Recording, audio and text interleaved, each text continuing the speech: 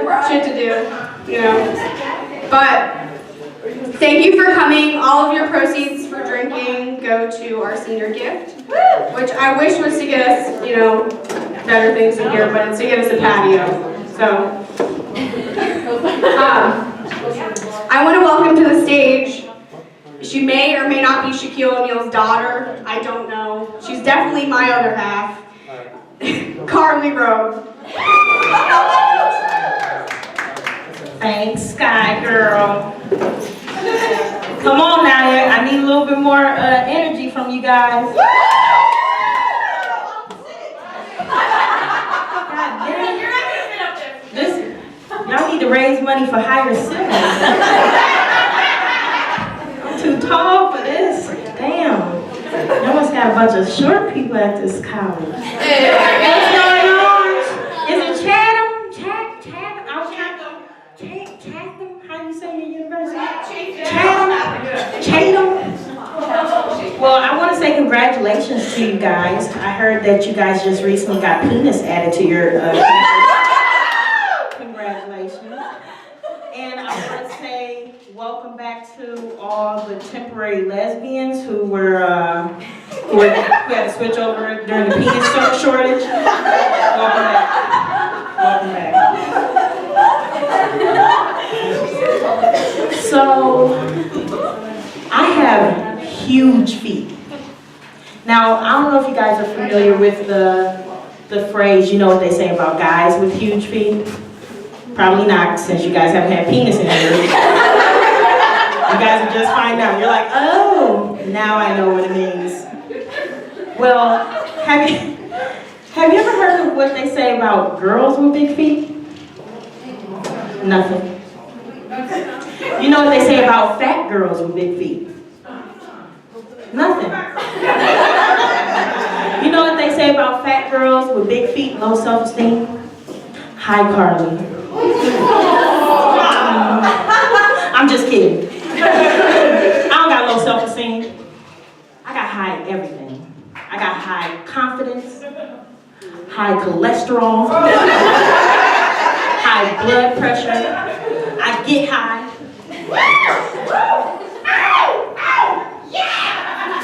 Oh, shit. It's these skinny hoes out here that got low self-esteem. Always wanting to stand next to me when we taking pictures. Like I ain't sexy. But I joke a lot about being fat, because I believe fat's funny. And I also believe funny doesn't have any friends. And neither do I. Because I'm fat. I'm just joking again. I've got friends, not good ones. My friends, they say I'm shaped like SpongeBob SquarePants. I know. I need new friends. Well, they say that because I got skinny arms and skinny legs and all this midsection. My friends, they don't support me, but you know who does? My mom. How many of you guys' moms support you? Yes, give it up for the moms. My mom, whenever I say I'm fat, you know what my mom says? Carly, you are not fat. You just got more meat on your torso. She just described me like a full slab of ribs. Yeah, let me get that Carly special, the baby back fat ribs with the Memphis dry rub on them. I'm like, really, Mom? But my mom always asks me, well, why don't you dress more feminine? I'm like, really? Mom, when's the last time you seen heels in a size 15? Wide. I'm not putting my feet in anybody's heels. It takes a special skill to walk in heels, a skill that I'm proud to say I do not possess. So the only shoes I can wear are men's basketball shoes. So on most days I look like I'm prepared for an impromptu pickup game. I'm really working on my image. I like to switch it up sometimes, but there's just not really many options in my size. These stores, they don't have anything in my size. I see girls running up into Forever 21, buying bags and bags of skirts and blouses. I go in there and get wallets. Wallets. And I'm not talking about clutches. I'm talking about fold up, place in your back pocket wallets. I see girls running into H&M buying 6 skirts and 12 blouses for $13. I go in there and get umbrellas and fedoras, looking like Justin Timberlake. And then West Seal. Let's talk about West Seal. I heard West Seal went out of business. Good, because they didn't have shit in there for me anyway. That's what they did. So then some smart ass told me, well, why don't you go to Lane Bryant? Or as I like to call it, Plain Giant. Look, I am 30 years old and black. I'd rather walk around looking like Wesley Snipes and White Man Can't Jump than Kathy Bates and fried green tomatoes.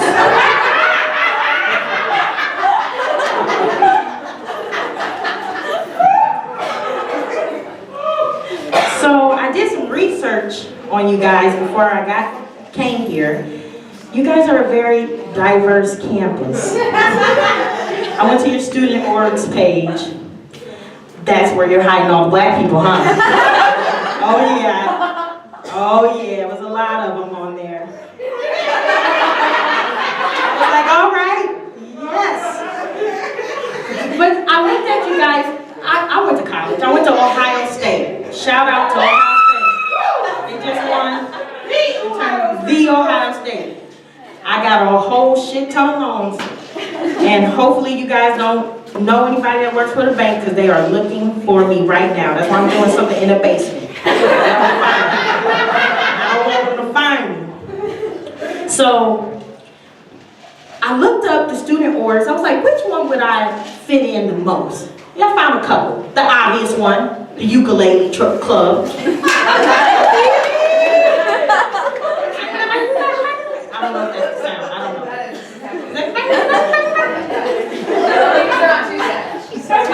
I'm there. I'll be back. Well, clearly, okay, the Black Student Organization, the Black Student Union, which you guys managed to have a white girl in it. I saw. There's still some white girls in there. Congratulations, girls, you guys made it. Then the FACE group, feminist activists. Equality. Yep, you know it. You know it. Women power. All right. Equal rights for women. I want to make as much money as the men. That's why we had this. We still haven't let you men on this campus. We had some of our own. Now y'all in here. And then I said the slow food club. I didn't know what it meant, but I told you before I'm fat, so clearly I need to slow down on eating food. You guys have a slow food club. Wait, let me tell you something. I researched. I said, what the hell is a slow food club? It's to help you to stop eating fast food. What? I went to Chipotle today. That's not going to happen. I'm not joining that group. That's horrible. No. Get rid of it. I want to speak to the head of the organization. It's ridiculous. You're in college. You're supposed to eat fast food. You're supposed to gain 15 pounds your first or second year. Okay? And third year, sometimes, depending on how much you drink. Alright? But, like I said, I'm fat, okay? And my doctor confirmed it. My doctor told me the other day she wanted to put me on a meal plan. I said, you know what? You better meal plan these nuts. And make sure they're cashews, honey roasted, and chocolate covered. Because a big girl like to eat. No, but what I said to her, I said, well, since you want to put me on a meal plan, give me a prescription for being obese. Can you imagine you could get a prescription for being obese? I walk into the grocery store, like, I need to speak to a manager. Yes, so my doctor gave me this prescription here and said I can get a discount on the food. So, give me all the food. I walk into Planet Fitness with my prescription, and right as I'm stepping up on the elliptical, now y'all know damn well I ain't stepping on nobody's elliptical. I got a prescription for being obese. I got a condition. I can excuse my laziness. But no. But I would take my prescription even in church on Communion Sunday. Hold my prescription up and take 3 juice and crackers. Because according to my prescription, Jesus died died for me 3 times.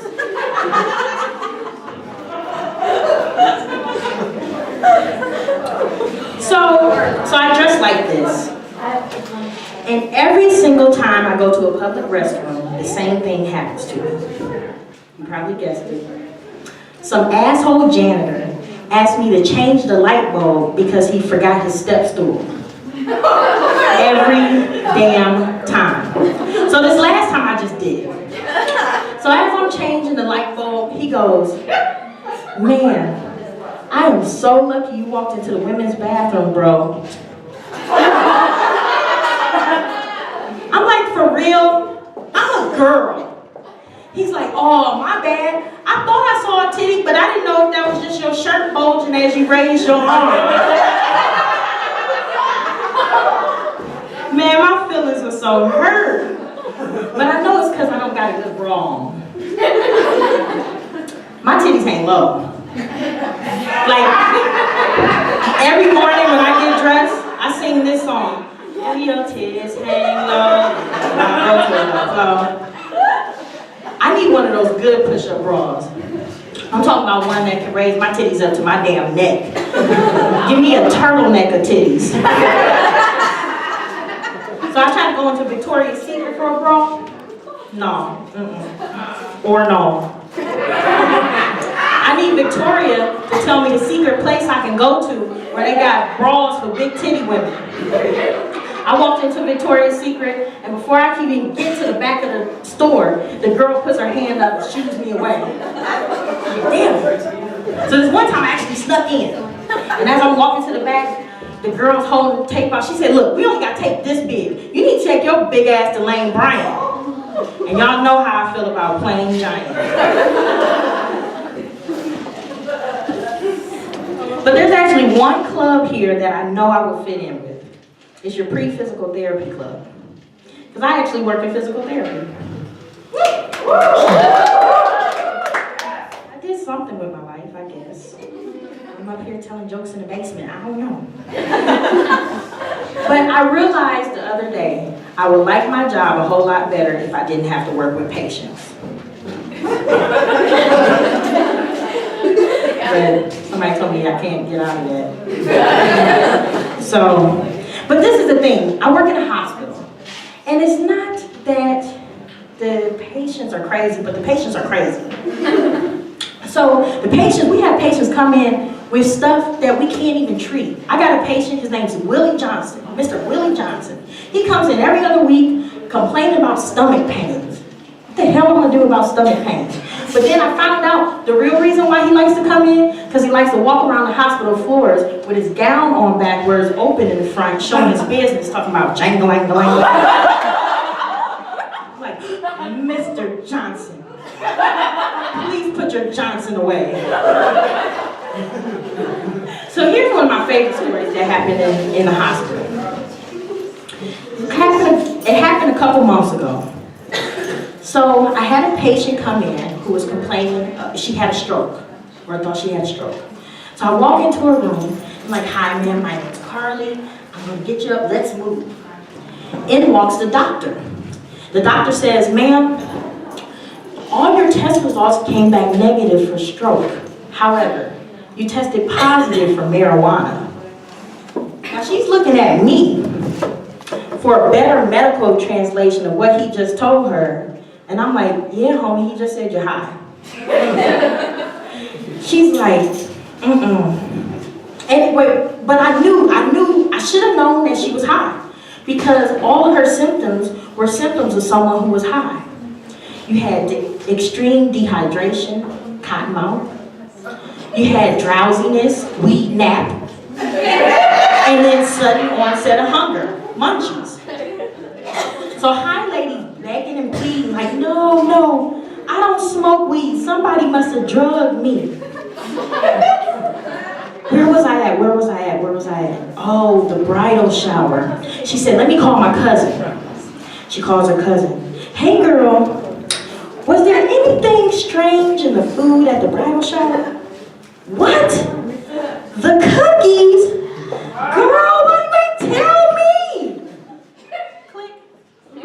Now I'm thinking to myself, what the hell type of bridal shower are you at where they're serving up weed cookies?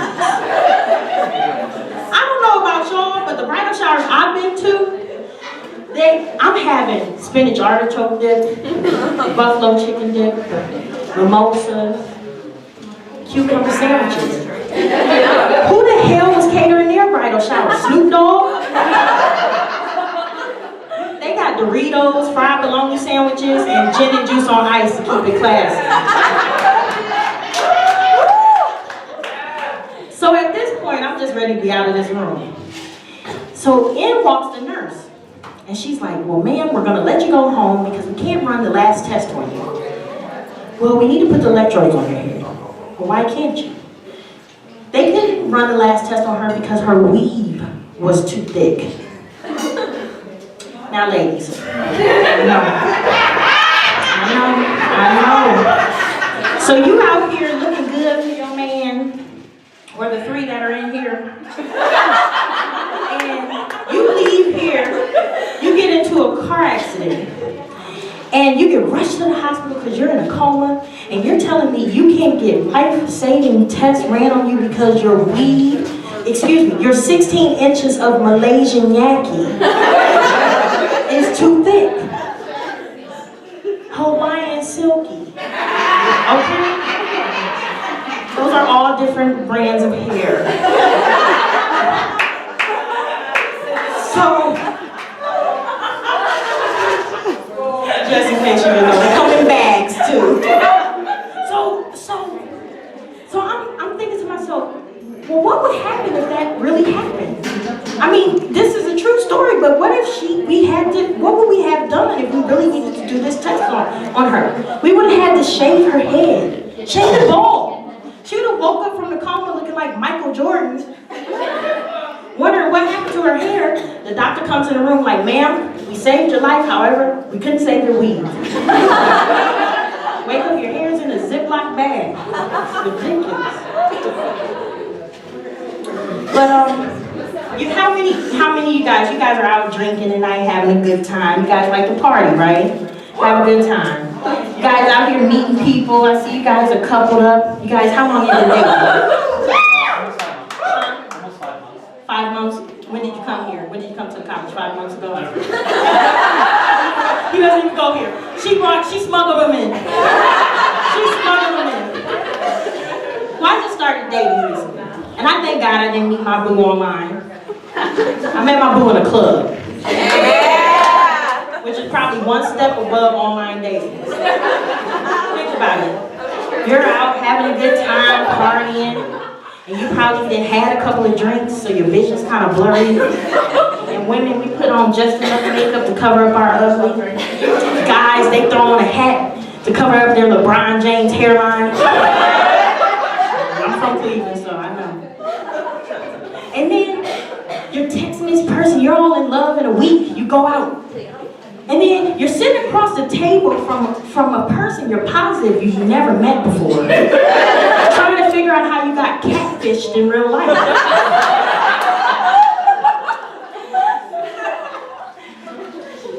But as nervous as I was real nervous about meeting people. Real nervous. But as nervous as I was, my mom was even more nervous. She was always worried about me going out at night. She thought somebody was going to slip me a Mickey. I'm like, Mom, I'm 6'1", 200 plus pounds. Who's trying to drag all this home? I mean, it's a lot of me.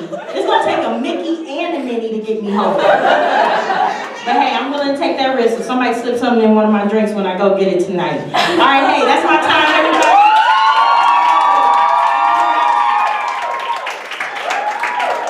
Farley Road, everybody, don't trip. Watch out. All right.